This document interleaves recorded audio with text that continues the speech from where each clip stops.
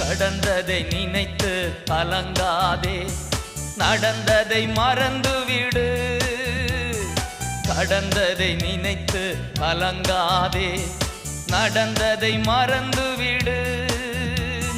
கர்த்தர் புதியன செய்திடுவார், இன்றே நீ காண்பார், இன்றே நீ காண்பார்.